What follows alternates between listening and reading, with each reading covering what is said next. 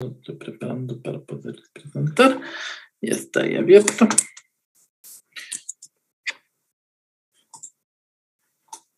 Pic.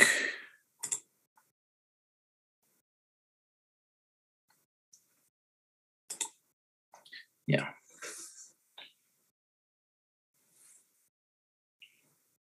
Ahí sí se ve, ¿no es cierto? Ya, perfecto. Vamos a hablar acerca de la inmunología de los trasplantes.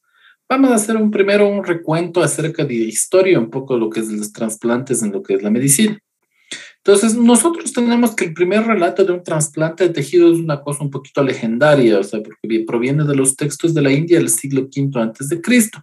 En estos textos se describe la presencia de un cirujano, el médico Sushruta, que es un médico legendario dentro de la mitología hindú, que él realizó la reconstrucción de la nariz de una persona que perdió la nariz utilizando tejido y piel de otra parte del cuerpo, ¿ya? Si bien no se sabe si es que primero esto fue verdad o no es verdad, nosotros ahora sabemos que este tipo de transferencias que se denominan autoinjertos, ya vamos a ver más adelante, es el tipo de trasplante que más probabilidad de éxito tiene. Entonces, posiblemente es incluso factible que esto haya sucedido en la antigüedad y haya sido un procedimiento que lo realizaba una persona que desarrolló una técnica que después se perdió en el tiempo. En realidad, la medicina de los trasplantes permanece como una cuestión muy, muy, muy latente hasta 1908, donde Alexis Carrel realiza estudios de trasplantes de riñón en gatos y comienza a descubrir cómo permitir que los órganos permanezcan vivos por más tiempo, logrando tener gasto urinario en algunos de estos gatos hasta 25 días después del trasplante. Finalmente, Joseph Murray en 1954 en Boston hace un trasplante entre gemelos idénticos, ¿ya? Sin embargo, en 1961 es donde se logra realmente romper todas las barreras inmunes que nosotros conocemos y un médico americano, el doctor Samuel Kunz, hace un trasplante de un gemelo no humano, ¿ya? De un humano no gemelo a otro humano, de una madre a la hija, ¿ya? Y comienza a desarrollar las técnicas de inmunosupresión que nosotros en la actualidad utilizamos en los trasplantes. Ahora, en la actualidad, además, lo que sabemos es que la gran mayoría de los trasplantes que hacemos son de individuos no idénticos a otros y cada vez tenemos éxitos mucho más fuertes. Eso se debe a que tenemos gran necesidad de que tenemos que utilicemos inmunosupresores más específicos, pero sin embargo, ahora esto todavía sigue siendo un problema, como lo vamos a ver. ¿Cuáles son las limitaciones que nosotros tenemos para trasplantar órganos? Una de las principales limitaciones que existe es que la gran cantidad de receptores no está contenida, no está satisfecha por el número de donantes que tenemos, ¿ya? Existen listas de espera muy largas y la gran mayoría de los donantes de órganos son cadavéricos. Ustedes comprenderán que muchos tejidos no son susceptibles de ser trasplantados de una persona viva a otra, por ejemplo, el corazón, los pulmones, son órganos que simplemente no se prestan para eso. Y la gran mayoría de las condiciones que requieren un órgano para trasplantar tienen unos periodos vitales muy cortos en los cuales el individuo permanece estable. Entonces, mientras el individuo permanece en la lista de espera, muchos de los pacientes fallecen o se complican por degeneración de su propia enfermedad y ya dejan de ser tributarios para recibir un trasplante. Aquí vamos a hablar acerca de los tipos de trasplantes. Nosotros tenemos 4 tipos mayores de trasplantes. El primero que es el autoinjerto. Nosotros dijimos un autoinjerto cuando transferimos un tejido del mismo individuo de una parte del cuerpo a otra, ¿ya? El ejemplo más común de esto es cuando hacemos autoinjertos de piel en quemaduras, ¿no? Entonces, estos trasplantes son los que tienen mayor tasa de aceptación y mayor probabilidad de funcionar en comparación con los otros. Muy semejante a los autoinjertos, nosotros tenemos los isoinjertos. Esta es la transferencia de tejidos de individuos genéticamente idénticos. El ejemplo en los humanos que nosotros tenemos son los gemelos genéticos. En el caso de ratones tenemos cepas endogámicas de ratones en la cual el receptor y el donante son completamente idénticos. Entonces, esto es muy semejante en aceptación a lo que se refiere al trasplante, al autoinjerto, porque los individuos son genéticamente idénticos. Sin embargo, sí hay algunas diferencias en las inmunidades y entonces el rechazo puede ser ligeramente mayor que el autoinjerto. Ya. Luego nosotros tenemos lo que es el aloinjerto. Cuando nosotros transferimos el tejido de un individuo genéticamente diferente, pero de la misma especie. Este es el tipo más común de trasplante que se hace en humanos, ¿no? Trasplantes de riñón, trasplantes de hígado, trasplantes de pulmón, trasplantes de corazón, son usualmente halogénicos, ¿ya? Y finalmente tenemos un tipo de injerto que hizo noticias un poco en estos últimos meses, que es el seno injerto, donde nosotros hacemos trasplantes de tejidos entre especies distintas. Recientemente, hace unos meses, ustedes oyeron, no sé si es que subieron la noticia de que hubo un trasplante de corazón de cerdo a un humano. Este señor que recibió el trasplante aparentemente sobrevivió algunos meses y acababa de fallecer, me parece que la semana pasada, si no estoy mal. ¿Ya? Entonces, la tasa de aceptación de estos trasplantes todavía continúa siendo bastante baja. Sin embargo, en este es el primer caso reportado que tenemos en que la cirugía fue exitosa y que el órgano inicialmente fue funcional, ¿no?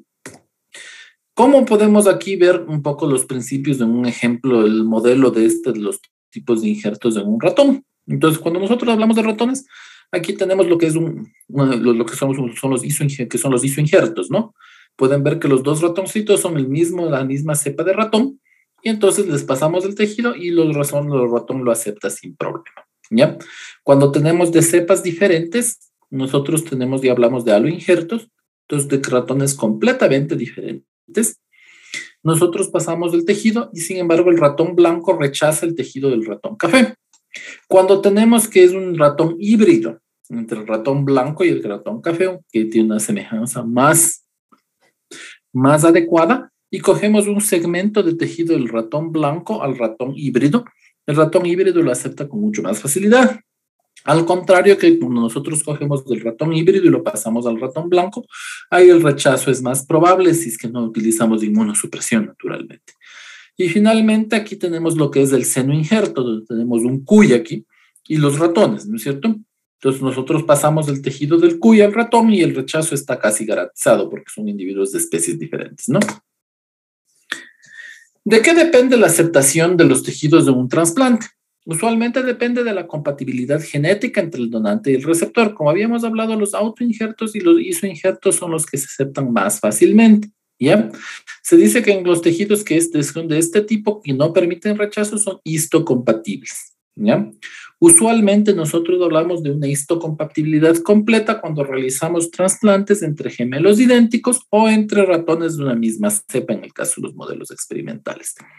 Cuando nosotros no tenemos tejidos histocompatibles, o sea, cuando hablamos de que no existe histocompatibilidad, en la gran mayoría de los haloinjertos sucede esto, los tejidos se rechazan si es que nosotros no hacemos una inmunosupresión vigorosa.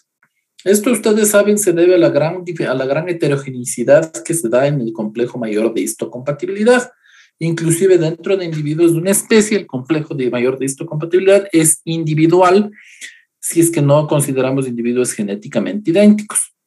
Los genes de complejo de histocompatibilidad, ustedes saben, se hereda la mitad del conjunto, un conjunto completo de genes de la madre y un conjunto de genes del padre que se denominan haplotipo.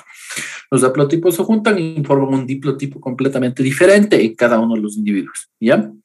Mientras más extraño sea el complejo mayor de histocompatibilidad entre un individuo receptor y el órgano donado, más fácil será el rechazo.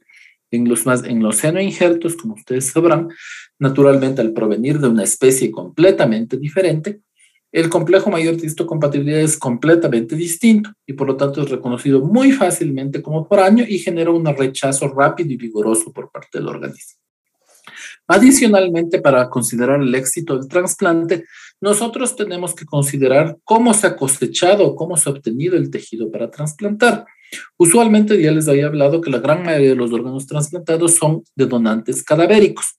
Entonces, cuando nosotros tenemos un paciente que ha fallecido o se encuentra en muerte cerebral, que es el candidato ideal para donación, el órgano debe ser cosechado y preservado con el fin de evitar daño tisular que va a favorecer a la expresión del sistema inmune y el reconocimiento del sistema inmune como el órgano, inclusive como extraño, ¿ya? Y esto va a facilitar el rechazo.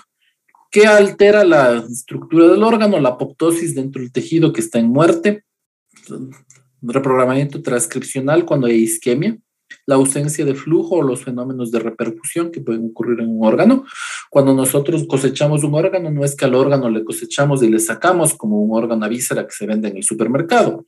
se le tiene que instilar al órgano una solución hidrosalina electrolítica que mantenga las concentraciones de electrolíticos de una forma semejante al tejido, ¿ya?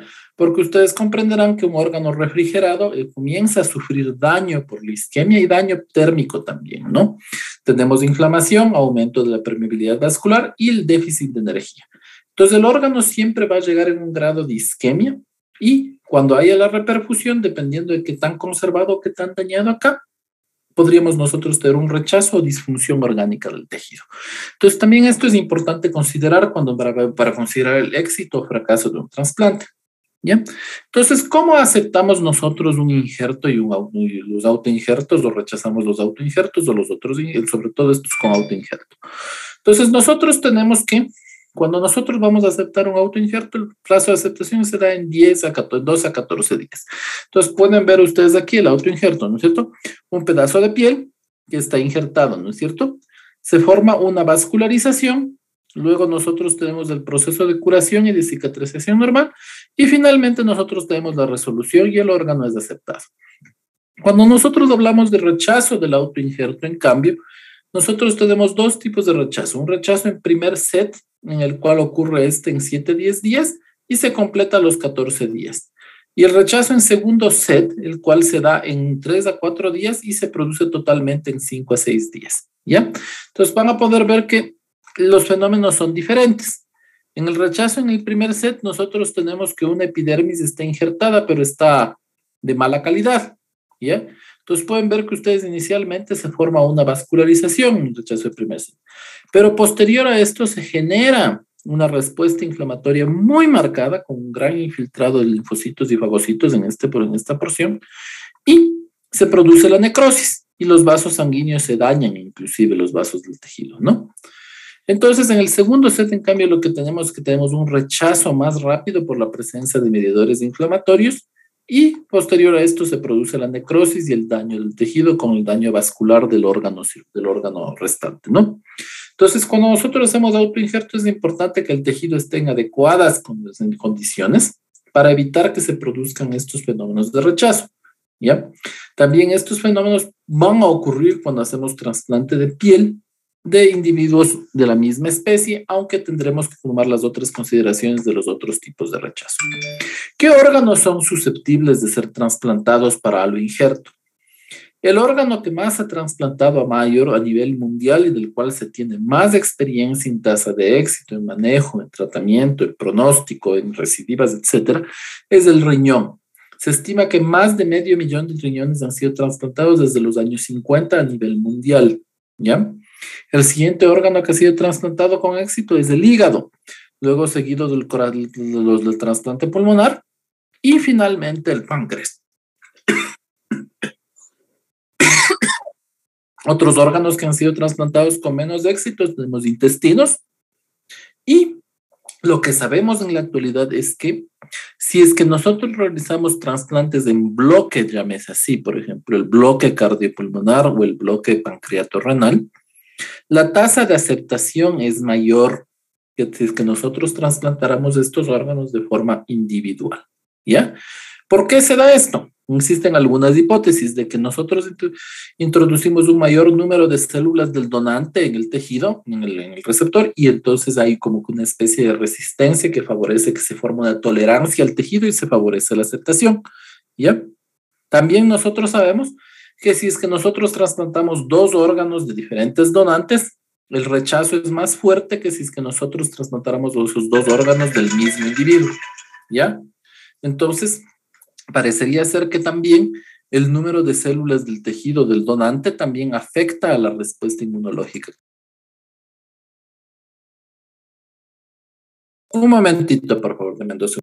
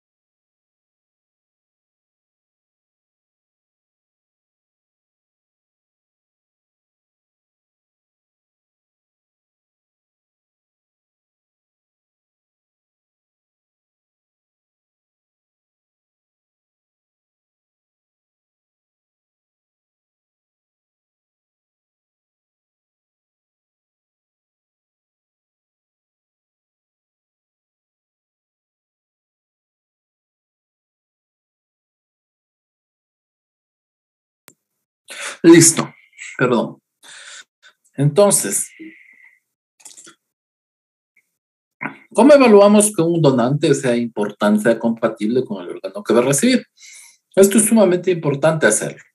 En los países más desarrollados que el nuestro, había la limitación de la ubicación geográfica del órgano y del receptor.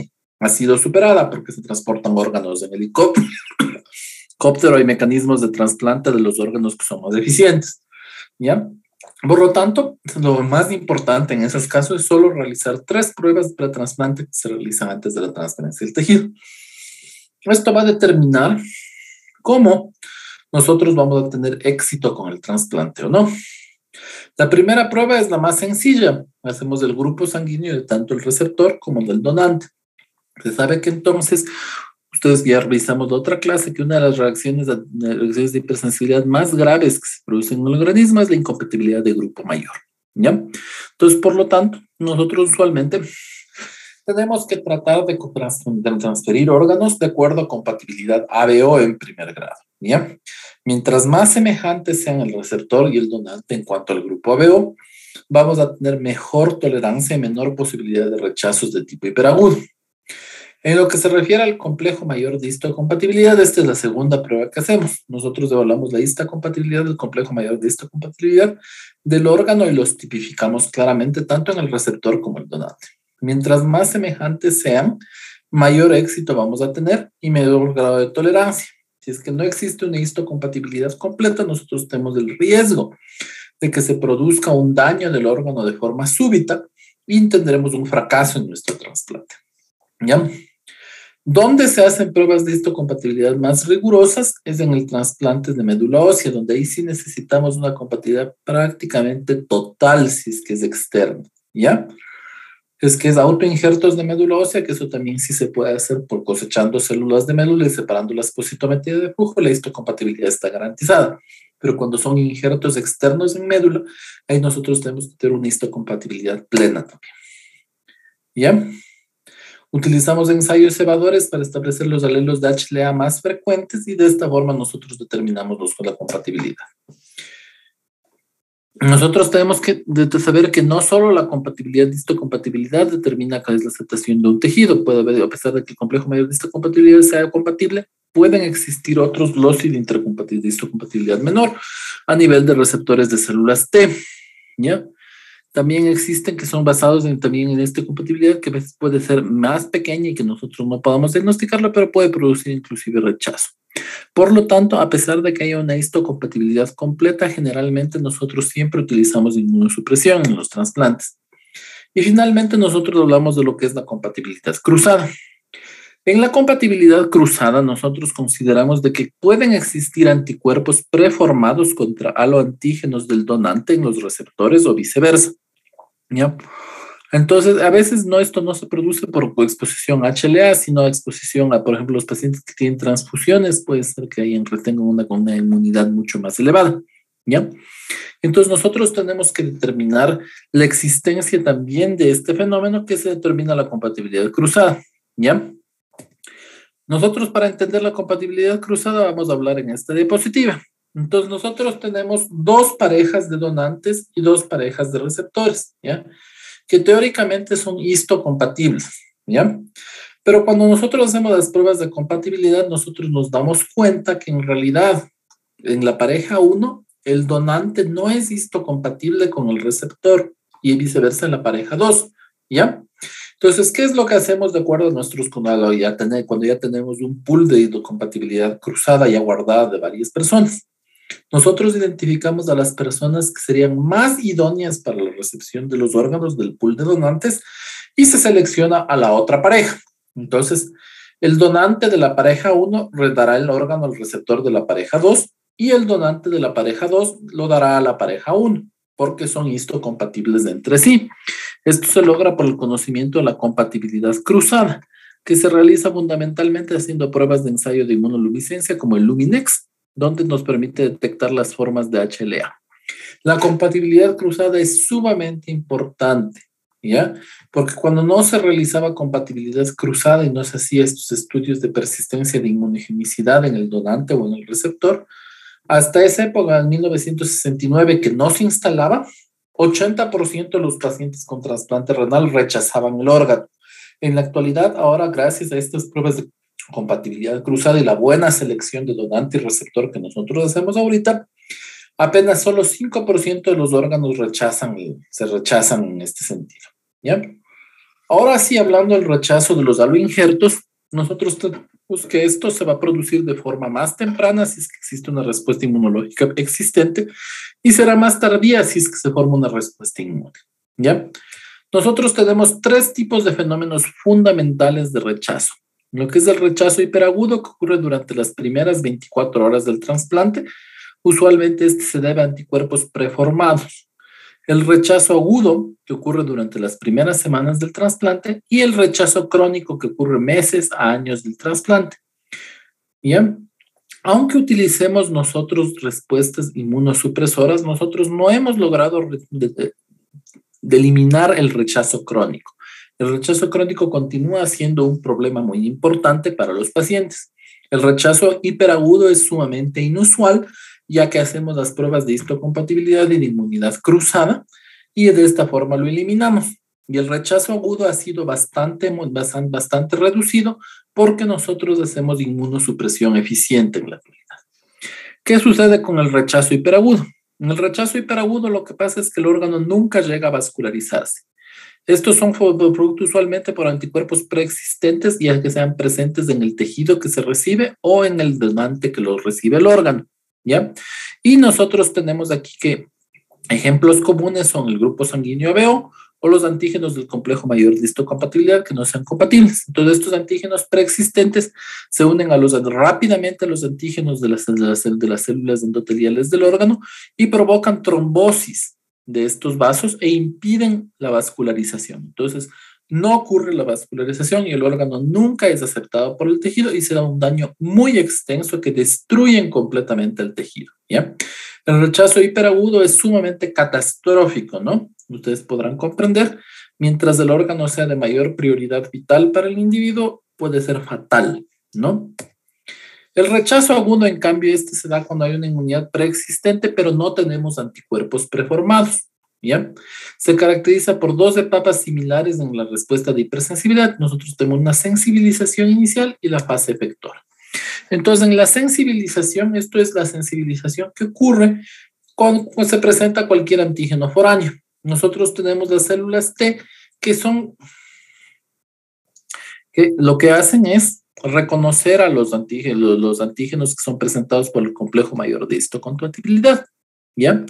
Entonces nosotros tenemos que las células presentadoras de antígeno van a montar los antígenos de la proteína del órgano donado y las van a comenzar a presentar a las células T del individuo. El individuo, de acuerdo a su grado de tolerancia, va a comenzar a reconocer a estas células como extrañas, ¿ya?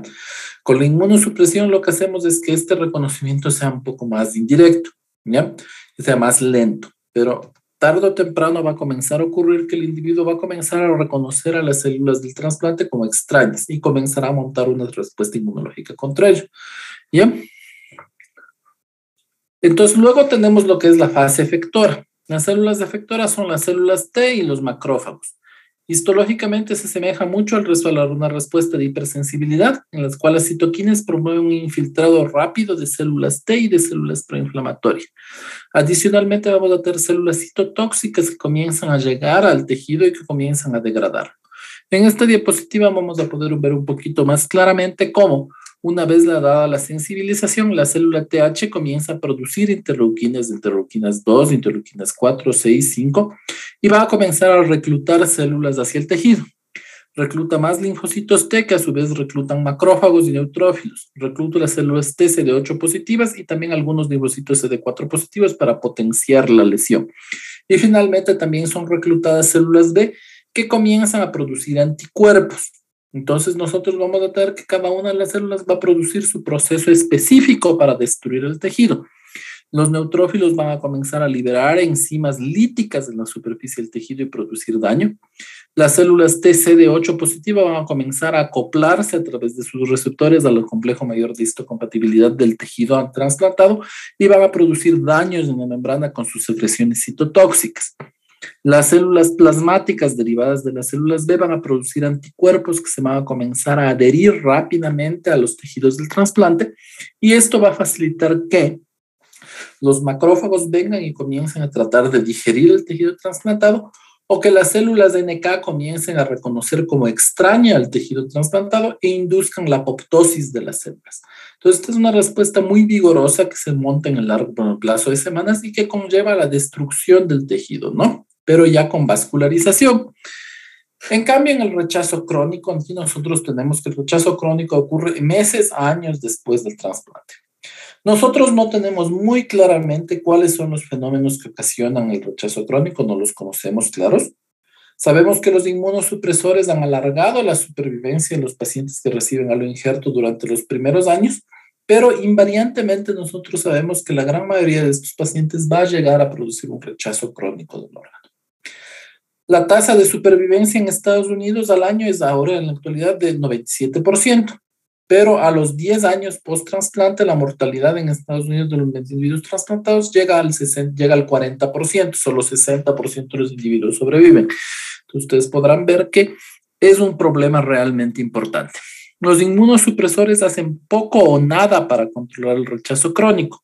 Usualmente la solución del rechazo crónico es retirar el órgano y volver a colocar uno nuevo, ¿ya? Hasta en algunos casos se pueden encontrar anticuerpos antidonantes en el receptor, que eso va a hacer que inclusive la respuesta al rechazo crónico puede ser más precoz en los siguientes órganos, ¿ya? Y no sabemos exactamente si hay desencadenantes o si es que el rechazo crónico en realidad es un proceso que va a ocurrir invariantemente en todos los tejidos.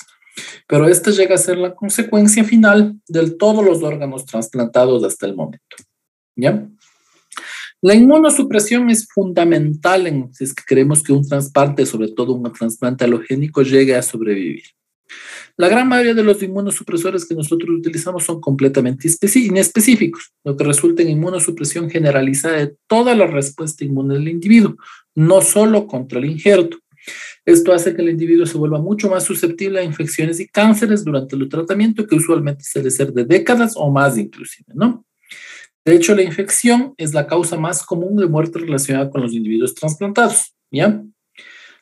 Muchos de los inmunosupresores afectan a los linfocitos o a células que se reproducen rápidamente, y esto puede llevar a complicaciones hematológicas letales, ¿ya? Entonces, la inmunosupresión tiene que ser manejada de forma adecuada, ¿ya?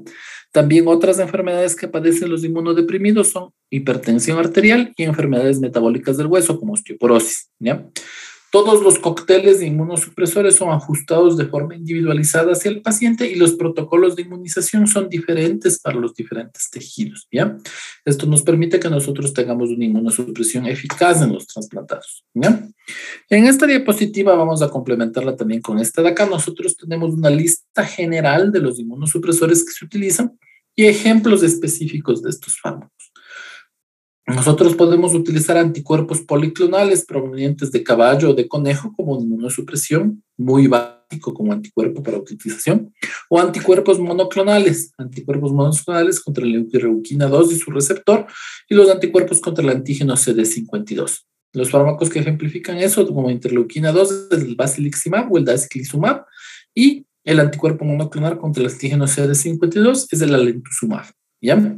Para inhibir la transcripción, los factores de transcripción, los glucocorticoides bloquean los receptores de los esteroides endógenos e alteran la transcripción de factores de transcripción. Antimetabolitos, los inhibidores de la síntesis de purinas o los inhibidores de síntesis de pirimidina.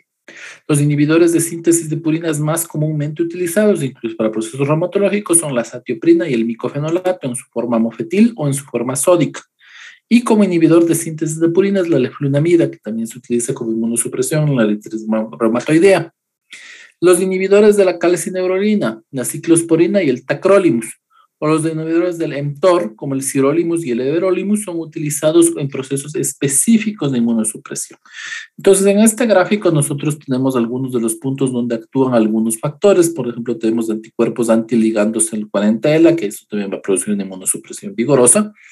La ciclosporina como inhibidor de la síntesis de la calcineurina, los inhibidores de la síntesis de nucleótidos, la satioprina, la ciclofosfamida, el micofenolato, el metotrexato para bloquear el ciclo celular de las células fagocíticas rápidamente replicantes, y de esta forma producir una inmunosupresión, ¿ya? Entonces, en lo que se refiere a trasplantes, lo más importante que ustedes tienen que reconocer al momento es los tipos de trasplantes que nosotros tenemos. 4 tipos mayores de trasplantes, ¿no? Luego, ¿cómo son los mecanismos de rechazo? El hiperagudo, el agudo y el crónico. Y las alternativas de inmunosupresión que podrían utilizarse de forma general. ¿Ya? ¿Tenemos alguna pregunta hasta el momento?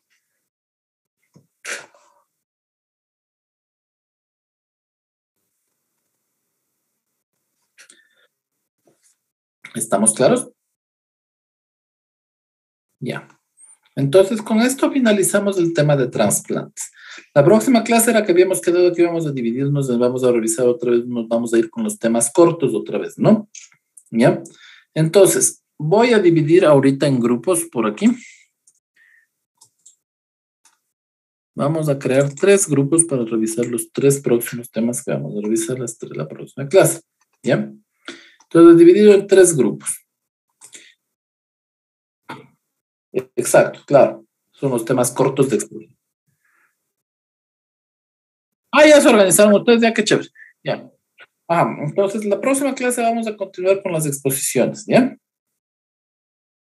Las 3 exposiciones y el último tema que quedaría suelto es el tema de anticuerpos monoclonales. Me parece que eso no tenía grupo asignado, ya lo asigna grupo.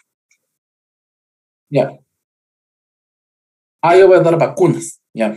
Ok, entonces ustedes van a dar el de monoclonal, ya, perfecto. Entonces para hacerlo de vacunas, ¿ya?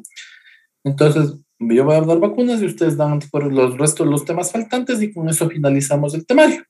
¿Ya? Entonces nos veríamos el próximo viernes, ¿no? Sí, expondremos los 3 grupos. Ajá. ¿Ya? Ya nos vemos, ¿no? Entonces que les vaya bien. Hasta luego.